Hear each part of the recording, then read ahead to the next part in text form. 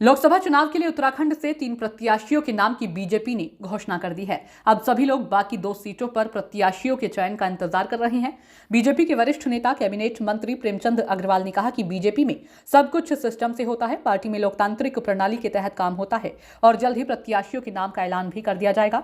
उन्होंने कहा कि चाहे पन्ना प्रमुख हो, भूत स्टार के कार्यकर्ता हूं या बाकी अन्य सभी लोग चुनावी तैयारियों में जुटे हुए हैं। इस बार सभी सीटों पर 5 लाख से ज्यादा वोटों से भाजपा प्रत्याशियों की जीत होगी।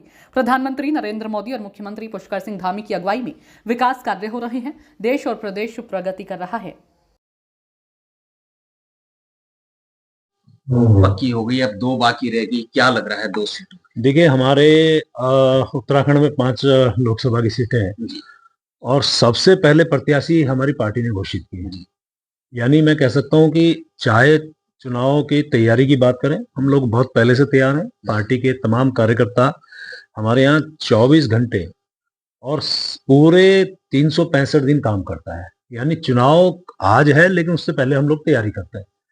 चाहे पन्ना प्रमुख की बात करें, बूथ की बात करें, मंडल की बात करें, जिले की बात करें या किसी भी स्तर की बात करें, हम लोग 24 घंटे हमारा कार्यकर्ता होल टाइमर जैसा काम करता है।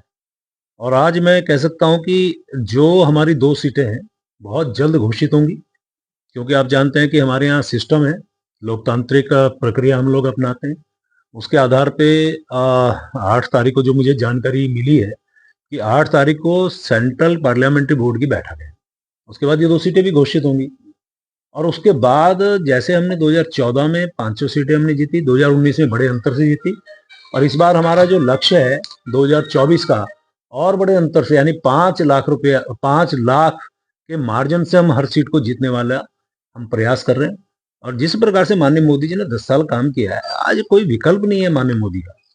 जो मोदी गारंटी के लिए आज जनता उनको हाथों हाथ ले रही है।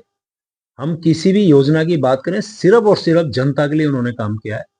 लोग बात की बात करते हैं और उनके ऊपर पर्सनल अटैक करते हैं, उसके ये सब जनता देख रही है और जनता इस बात का भरपूर जवाब, माकूल जवाब इन चुनाव 2024 में जरूर देगी।